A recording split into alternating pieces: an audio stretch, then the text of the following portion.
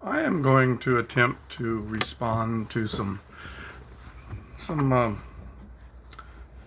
agnostics, atheists, non-believers, and some of their arguments against God. And it's not necessarily going to be scientific or biblical or just whatever.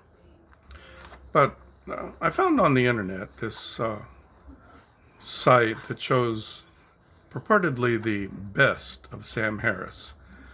And I'm assuming that these are arguments that he uses in debates and what have you. So he begins, quote, 9 million children die every year before they reach the age of 5. Picture an Asian tsunami of the sort we saw in 2004 that killed 250,000 people. One of those every 10 days, killing children only under 5, 24,000 children a day, 1,000 an hour, 17 or so a minute. That means that before I can get to the end of this sentence, some few children very likely will have died in terror and in agony. Think of the parents of those children.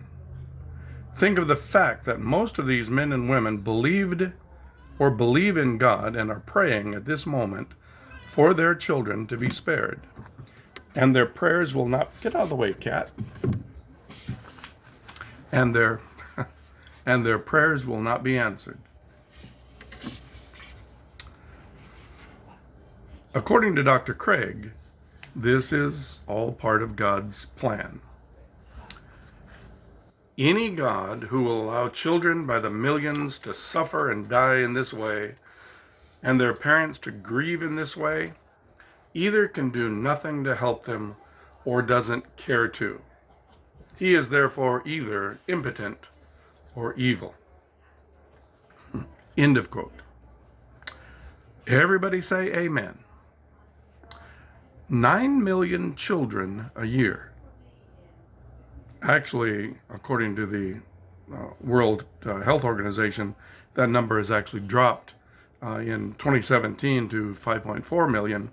But be that as it may, the figure is still, I'm sure it was valid in the year that he used this statistic. Science is concerned with the deaths of millions of children by drowning as they can blame God. But what about the millions who are aborted by the same scientists who fret over the ones who are drowning? According to the Guttmacher Institute, which polls abortion clinics directly, the total national figure for all 50 states was 926,200 abortions in 2014. Of those millions who died, what is the number who actually died at the hands of God or even of religion? And does the fact that they died prove the existence or the non-existence of God? What is science's solution to this problem? It seems that to say on the one hand, God let them so there is no God, and on the other hand say science couldn't do anything to prevent them, seems to be less than a positive argument against God and more of one against science, which only wants to place blame on a God they don't even believe exists in the first place. Then again, what if none of those 9 million had died? What percentage would then be in third world countries, already overpopulated and underfed? Would science then, this cat, would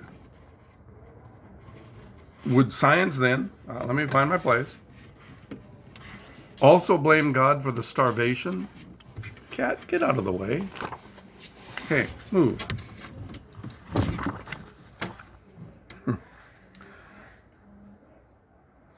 Let me start again. Then again, if none of those million had died, what percentage would then be in third world countries already overpopulated and underfed? Would science then also blame God for the starvation of even more because of the extra mouths to feed? Would their magnanimity of these humanists offer to allow those multitudes to immigrate to their country so they would have the same opportunities that they now have?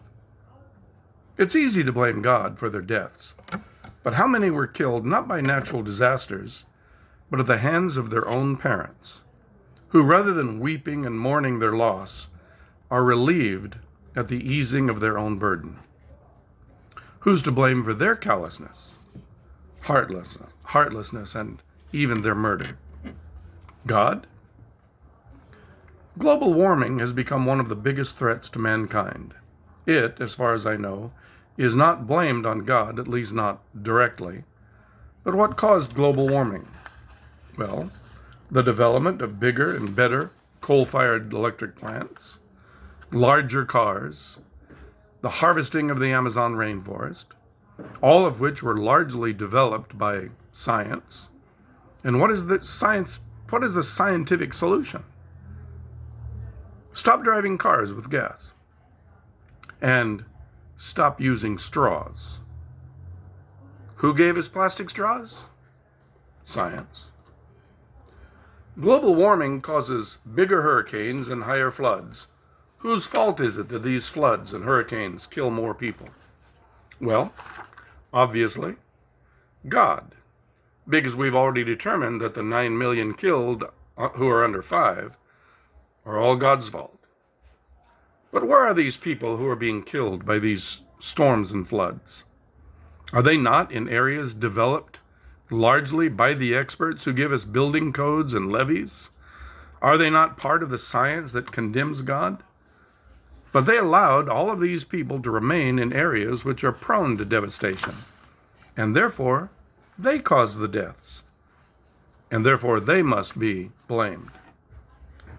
Science gave us the nuclear bomb, which was dropped on Hiroshima and Nagasaki. That was good, because it ended a war and saved possibly thousands of American lives, which would have been lost had an invasion been necessary. Of course, if you were a child in one of those cities, it was bad. And you maybe became one of those 9 million who died because your parents prayed to the wrong God. Then science turned that bomb into power plants, which helped to reduce greenhouse gases and reduce our dependence on oil. But then 3 Mile Island, Chernobyl, and Fukushima happened. Of course, the latter was the direct result of the tsunami previously blamed for another disaster, so maybe we should blame God for that too. But of the deaths that happened and will happen, who is to blame? Science gave us these plants. Science gave us nuclear energy. So blame science. Just a side note, which maybe should be considered but mostly isn't. This Christian Bible speaks of a time when locusts are going to come up out of the earth with the face of a man and the tail of a scorpion. And skeptics all laugh and scoff. But what are we doing with all the spent fuel rods which are radioactive? We're burying them deep in the earth. What has science determined happens with radioactive poisoning? Aside from death, there is the fear that it will cause all sorts of monstrous aberrations. Just suggesting. Science has given us faster and bigger cars. There are now self-driving cars, which still scare most people. We've all seen the image, whether it's staged or not, I couldn't say, of the driver asleep at the wheel driving down the 405 in the state of California. The SUV has on its speedometer 140 miles per hour. Scientist gives us that. So one climbs into a big Suburban expecting to break the speed record between here and there. Science has designed the car, has given fuel that will power the huge engine, and science has given the well-designed freeway system to use it. So this driver prays to his God that he will be able to reach his destination safely and with no tickets. He steps on the pedal and starts cruising. he reaches 100, 120, 140 miles per hour on the speedometer.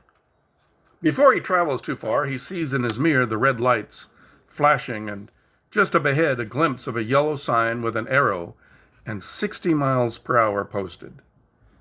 But science tells him that his car will do 140, and it is riding steady and solid. So with the red lights behind him, he reaches that curve, and lo and behold, God doesn't protect him from losing control, crossing the median, and head on into a little car with a little family on their way to show Grandma and Grandpa the new baby strapped in the back next to her big sister, little Susie. They too had prayed to their God before they left to give them a safe trip, but the big SUV came out of nowhere and killed the entire family. Of course, the big SUV, thanks to science, though it flipped and was totaled, protected its driver with its airbags and its rollover cage. Science gave us the ability to speed, so therefore it is science's fault that these accidents occur. But we want to declare it is God's fault because he didn't or couldn't save the little children in the back seat of the little car on their way to see their grandparents. At least that is what men like Sam Harris would have you to believe. Images of children suffering from the ravages of war are often shown with the caption, "How could God allow this to happen?" With the erudition of Sam Harris, it is pointed out to be God's fault, as these are the results of religious fanatics who think they are doing the service of their God. But on closer inspection, let us also see that many of these children whose bodies are burned and maimed are victims not of a religious war, but the war of rebellion in Syria, for instance, where the regime has enriched itself on the backs of its own people. They finally endured enough of the suffering and rose up to try to free themselves, and perhaps could have done so had not greater powers, like Russia, intervened with greater air power and bigger bombs provided by science. But the suffering of these children are the direct result of a ruthless dictator who used chemical weapons to kill his own people who dared to question his authority. But then, I guess, since the Bible declares that the powers that be are ordained of God, I guess we can still blame that on God. But the chemical weapons were from science, so science is also to blame. So why do we so readily want to blame God?